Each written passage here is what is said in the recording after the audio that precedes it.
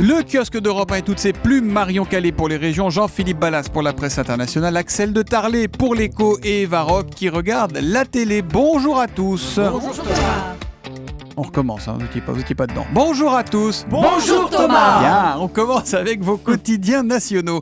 Avec d'abord aujourd'hui en France qui titre, et ça attire forcément l'œil, DSK s'explique. Après le suicide de son associé, Dominique Strauss-Kahn s'explique surtout sur la débâcle de son fonds d'investissement luxembourgeois. Et puis au détour d'une question, il parle quand même du procès du Carlton et de ses parties fines sur fond de suspicion de proxénétisme. L'audience est prévue dans 3 mois et DSK affirme être serein. Il rappelle que le procureur avait demandé un non-lieu et il parle d'une affaire montée en épingle. Curieux télescopage avec la une de 20 minutes ce matin. Le viol, ça vous regarde. Le gratuit titre sur un court-métrage qui relance la polémique sur l'absence de réaction des témoins d'agressions sexuelles. On en a des exemples régulièrement dans l'actualité. 20 minutes qui nous dit comment intervenir dans pareille situation. Les Échos font leur une sur l'éviction de Chris Wiebarer. C'est le patron, ou plutôt c'était le patron de Sanofi. Les raisons d'un divorce au sommet.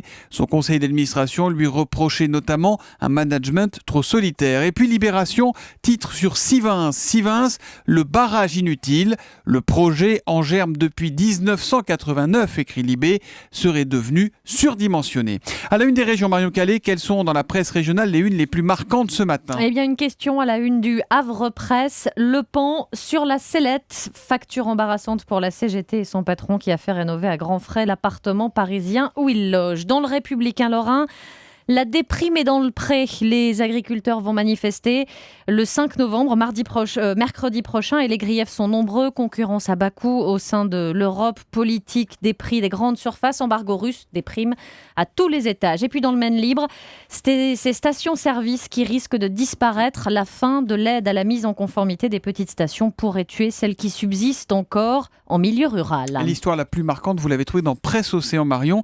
C'est une lettre envoyée par un médecin en 2012 et qui prend vraiment tout son sens aujourd'hui quand on voit l'actualité. Et oui, novembre 2012, après avoir soigné des anti-aéroports de Notre-Dame-des-Landes, le docteur Stéphanie Lévesque, installée en Loire-Atlantique, écrit au préfet et aux députés du département pour leur signaler la dangerosité des grenades offensives aujourd'hui suspendues après le drame de Sivens. Dans cette lettre, reproduite par Presse Océan, elle dresse la liste des blessures, des impacts dans la cuisse, l'avant-bras, les jambes. J'insiste, écrivait-elle alors, sur la gravité des blessures par explosion. Les débris pénètrent profondément dans les chairs, risquant de léser artères, nerfs ou organes vitaux. Risquant de léser organes vitaux, ça veut dire clairement qu'elle disait déjà il y a 2 ans, attention, ça peut tuer. C'est potentiellement létal, exactement. J'ai agi, explique-t-elle, en simple citoyenne, en dehors de toute considération partisane, regrettant au passage aujourd'hui, forcément on l'imagine, que son alerte ait été minimisée par les autorités. Voilà, c'est donc Presse Océan qui publie le fac-similé de cette lettre envoyée par cette médecin il y a donc 2 ans.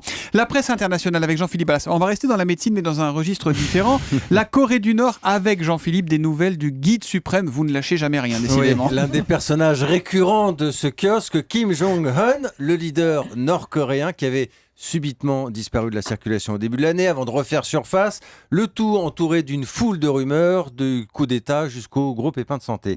Mais les services secrets de la sœur voisine et ennemie, la Corée du Sud, affirment détenir enfin la clé du mystère. Kim Jong-un souffrait d'un kyste à la cheville et c'est pour ça qu'on le voyait marcher avec une canne. Alors on en parle dans les colonnes du Korea Times. Je vous vois faire la moue, Julie. Oui, parce que c'est pas n'importe qui, c'est les agents secrets sud-coréens qui vous le disent quand même. Ils sont renseignés. Et pour un kyste à la cheville, on disparaît. C'est la Corée du Nord. Alors je vous donne la version des agents infiltrés. Le leader a dû être opéré en secret par un médecin étranger dépêché d'urgence en Corée du Nord. Donc il se dit qu'il serait peut-être français d'ailleurs, ce médecin. Il y a des rumeurs. C'est pour ce tout qu'on vous dit. dire, on cherche depuis que vous nous avez alerté là-dessus, Jean-Philippe. On est très bon en médecine. Alors Séoul en profite pour mettre une couche d'ailleurs sur l'hygiène de vie très discutable de ce leader nord-coréen. Problème de surpoids, tabagisme, omniprésence dans tous les rendez-vous publics à sa gloire. Bref, une santé fragile pour ce jeune homme d'une 30aine d'années.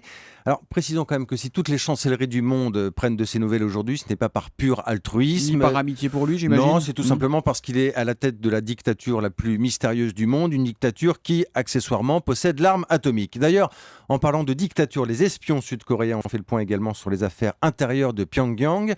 Côté opposant, la purge continue, on peut le dire ce matin. Certains évoquent même une 50aine d'exécutions depuis le début de l'année. Ça fait tout de suite beaucoup moins sourire. Évidemment, nouvelle de Kim Jong-un à lire dans le Korea Times. On passe à l'écho.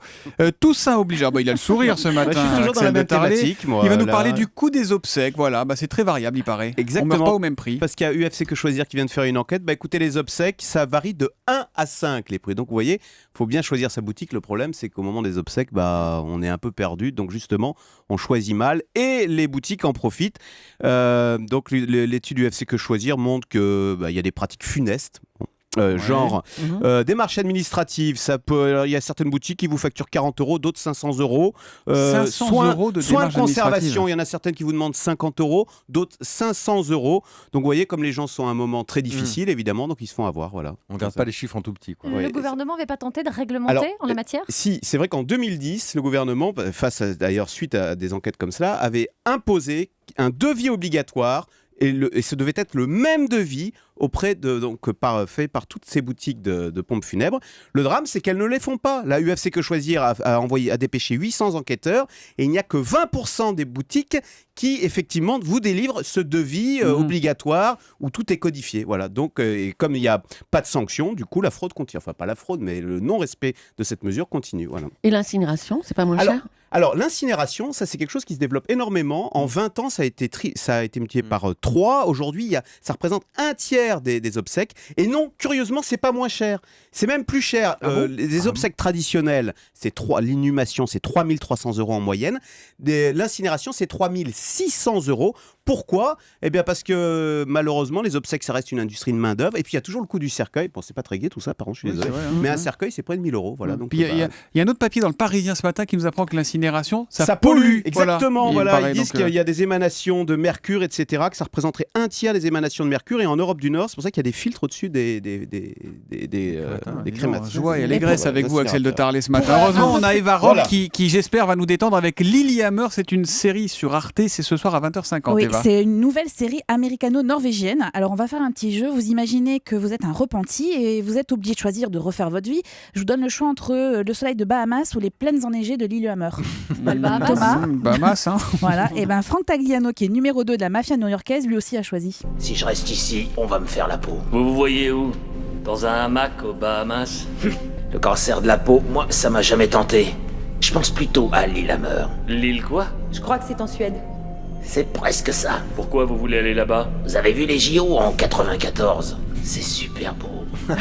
Il force un peu sa voix quand même, non? Alors, je vous le conseille vraiment en version originale VO. si vous pouvez, Ah oui, parce parce que que la là, c'est version un peu française, compliqué, là. ça caricature le personnage, c'est vraiment... C'est fait exprès ou c'est non? Bah non, parce que dans c'est la mal fait. VO, oui, c'est très mal fait. C'est la D'accord. VF qui est très mal faite. Bon, enfin, l'extrait est à l'image de la série, vous allez voir, c'est loufoque, c'est complètement décalé. C'est un peu comme si les Sopranos avaient immigré dans un décor blanc et sublime de Norvège. Et d'ailleurs, l'acteur principal, dans la peau d'un mafieux Al Pacino vieillissant, a été découvert dans les Sopranos, Steve Van Zandt. Je le connais. Oui, vous le connaissez? Ah Ouais, oui, vous le connaissez. Eh Mais oui. il est acteur et également guitariste de Bruce Springsteen Ah bah Du ça boss, alors. ouais, exactement. dans le E Street Band. Voilà, vous me demandez pas le nom Vous des êtes vraiment autres... fort, Jean-Philippe Ballas.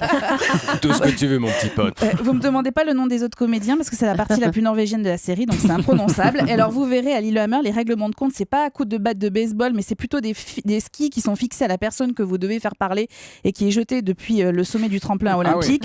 On boit pas de whisky, mais un alcool fait maison, et on oublie les costumes 3 pièces, chaussures vernis pour des moon boots et parka à laine Bon, polaire. c'est drôle quand même. C'est une bonne série. Hyper drôle, vraiment, c'est très très bien. Pour moi, c'est vraiment la bonne surprise de l'année en termes de série. Et quand vous dites qu'il faut la regarder en VO, on peut en jouant avec sa Oui, télécommande. sur hein, on Arte, peut- vous voilà, pouvez c'est jouer ça, hein. avec votre Sur beaucoup de télécommande chaînes. pour pas toujours. Hein. Sur certains téléfilms, on peut pas choisir. Là, vous pouvez choisir entre la VO et la VF. Et alors, si vous avez Canal+, et que vous avez déjà regardé la saison 1, la saison 2, ce soir arrive aussi. C'est à 22h40. Ça s'appelle donc Lilyhammer et pour tout le monde, c'est gratuit sur Arte. C'est à Exactement. 20h50. Et dans la langue Alors, qu'on Indo sur le kiosque.